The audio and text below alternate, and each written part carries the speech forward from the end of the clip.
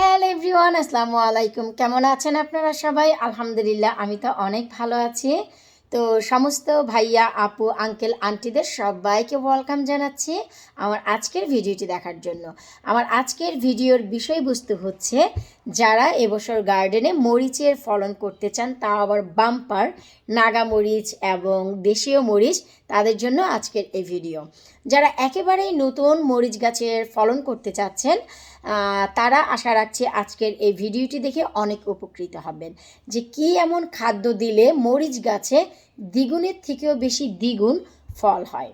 এর আগের সপ্তাহে আমি আপনাদের সাথে একটি ভিডিও শেয়ার করেছিলাম, যেখানে দেখিয়েছিলাম মরিচ গাছের পাতা হলুদ হয়ে যায়, কুঁকড়ে যায় এবং ফুল ঝরে যায়। সেই ক্ষেত্রে আমরা কি করব। প্লিজ আমার চ্যানেলে গিয়ে আপনারা সেই ভিডিওটি দেখে আসবেন, তবেই জানতে পারবেন যে কি এমন কাজ করলে মরিচ গাছের পাতা হলুদ হবে না, ফুল ঝরে যাবে না, ফলও ঝরে যাবে না এবং মরিচ গাছের পাতা কুঁকড়েও যাবে না।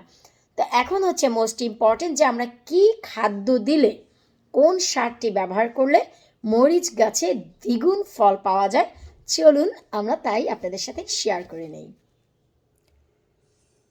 এই সেই ঘরোয়া পদ্ধতির সার বা খাদ্য, যা বরাবরই আমি আমার মরিচ গাছে, অন্যান্য যে কোনো গাছে ব্যবহার করে থাকি। আপনারা যারা আমার চ্যানেলের ভিডিও রেগুলার দেখেন, তারা সবাই জানেন এই খাবারটি দিয়ে আমি আমার পুঁই শাকের ডগা পাতা এত বেশি মোটা বানাই, যার বেশ কয়েকটি সফল ভিডিও আমার চ্যানেলে রয়েছে। আশা করি আপনারা সেখান থেকে দেখে নিতে পারেন এটি কি। দেখুন তো আপনারা কেউ গেস করতে পারেন কি না?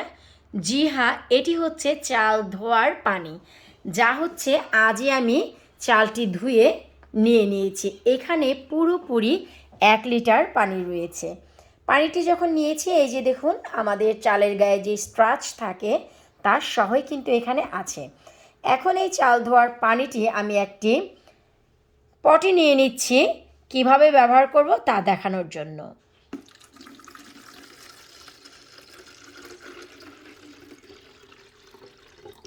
এই যে নিচের দিকে জমে আছে স্ট্রাচগুলো, একটু বোতলটি এভাবে ধুলিয়ে দিলেই সবগুলো স্ট্রাচ সহ চলে যাবে। এই যে দেখুন বোতলটি কিন্তু একদম ক্লিন, আর সব পানি এখানে রয়েছে। এখানে পুরোপুরি 1 লিটার ঘরে বানানো অর্গানিক সার। এবার চলুন আমরা কিভাবে ব্যবহার করব তা আপনাদের সাথে একটু শেয়ার করি। তো এই হচ্ছে আমার মরিচ গাছ, যার 1 সপ্তাহ আগে আপনারা একটি ভিডিও দেখেছিলেন, যেখানে আমি মরিচ গাছের পাতা যেন কুঁকড়ে না যায়, হলুদ হয়ে না যায়, এমনকি কোনো রকম পোকাও যেন না আসে। আশা করি দেখতেই পাচ্ছেন আমার সেই ঘরোয়া কীটনাশক কতটা কাজ করেছে। তো এখন এই যে গাছে আমি যদি এখন এই বটল দিয়ে পানি দেই, এই যে স্প্রের যে নজলটি রয়েছে, এই নজলটি দিয়ে পানি দিলে বেশ কিছুটা পানি কিন্তু নিচের দিকে পড়ে যাবে। যেহেতু এটি নর্মাল পানি নয়, তাই আমরা এই পানিটি যেন স্পয়েল না হয়, তাই যে কাজটি করব আমি আপনাদের সাথে শেয়ার করছি। এই যে মুখটি আছে, আমি মুখটিকে খুলে নিচ্ছি। এই যে দেখুন, যেন আমি সরাসরি এই যে গাছের গোড়ায় আমি খাবারটি দিয়ে দিতে পারি। এই যে দেখুন, এতে করে কিন্তু আমাদের সার স্পয়েল হলো না, সবগুলো সার কিন্তু এই যে মাটিতেই গেল। এই যে দেখুন, আমি এভাবে করে এই যে দিয়ে দিলাম, জাস্ট গাছের গোড়ায় দিয়ে দিলেই হবে। পাতাতে যদি একটু একটু যায় কোনো ক্ষতি নেই, কারণ এটি ঘরে বানানো। গাছগুলো ঘরে থাকার কারণে আসলে আমি সেই স্প্রে নজলটি ইউজ করছি না, এতে করে দেখা যায় যে অনেকটাই নিচের দিকে পড়ে যাবে। এই যে দেখুন, সারগুলো আমরা গাছের গোড়ায় গোড়ায় দিয়ে দিচ্ছি। এই যে দেখুন, এতে কোনো সিস্টেম নেই, কোনো নিয়ম নেই এভাবে দিতে হবে সেভাবে দিতে হবে, জাস্ট এই যে গাছের গোড়ায় গোড়ায় দিয়ে দিচ্ছি। এই যে দেখুন, ব্যাস।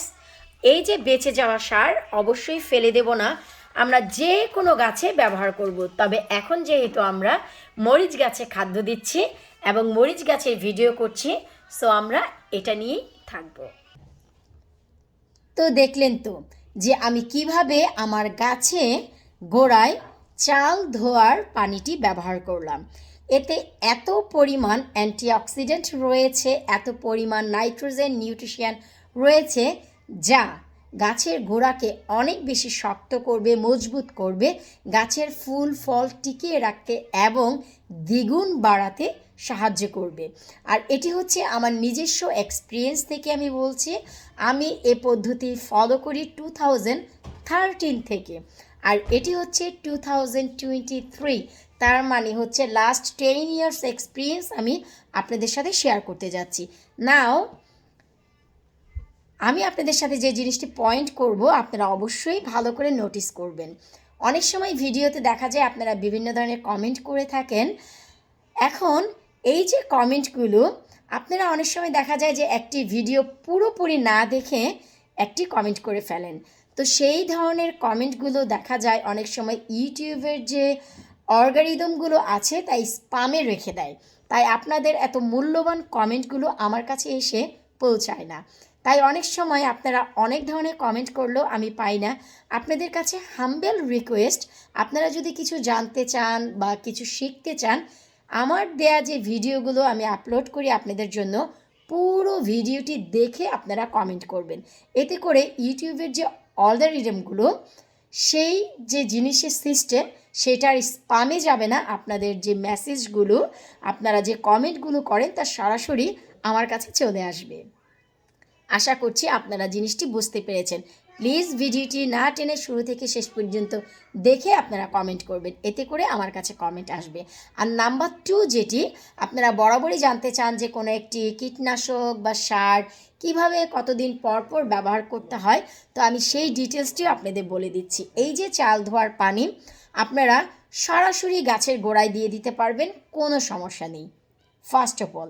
আর সেকেন্ড যে জিনিসটি, চাল ধোয়ার পানি আপনারা আজকে চাল ধুয়ে 2 দিন 3 দিন রেখেও ব্যবহার করতে পারবেন। এটি হচ্ছে আরও অনেক বেশি ফার্টাইল হবে, সারটি অনেক স্ট্রং হবে।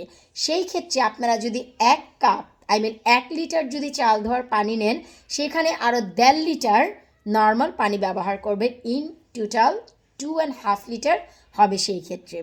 তখন আপনারা গাছের গোড়ায় এভাবেই ব্যবহার করবেন। আর যদি দিনে দিনে চাল ধুয়ে, যেমন আমি আজকেই চাল ধুয়ে আজকেই দিয়ে দিয়েছি, সেম কাজ সেম প্রসেস, মানে কোনো পরিবর্তন নেই, সেম ফলই পাবেন আপনারা। দেখা গেল আজকে চাল ধুয়েছেন, এখন সার দিতে ইচ্ছে করছে না, আপনারা 2 দিনের জন্য রেখে দিয়েছেন, সেই ক্ষেত্রে কিছুটা পানি মিক্স করে আপনারা দিবেন, দ্যাটস ইট। কারণ সারটি তখন স্ট্রং হয়ে যাবে।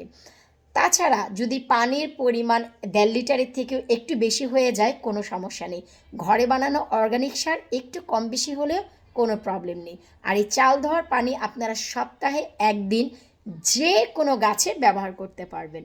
আশা রাখছি আজকের এই ভিডিওতে আপনাদের প্রশ্ন করার আগেই প্রশ্নের উত্তর আপনারা পেয়ে গেছেন। ভিডিওটি ভালো লাগলে প্লিজ আপনারা ভিডিওটি ফ্রেন্ডস ও ফ্যামিলির সাথে শেয়ার করবেন।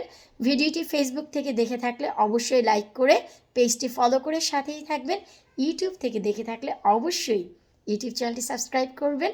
আর যারা করেছেন তাদেরকে অসংখ্য অসংখ্য ধন্যবাদ। বিদায় নিচ্ছি আজকের মতো। আল্লাহ হাফিজ।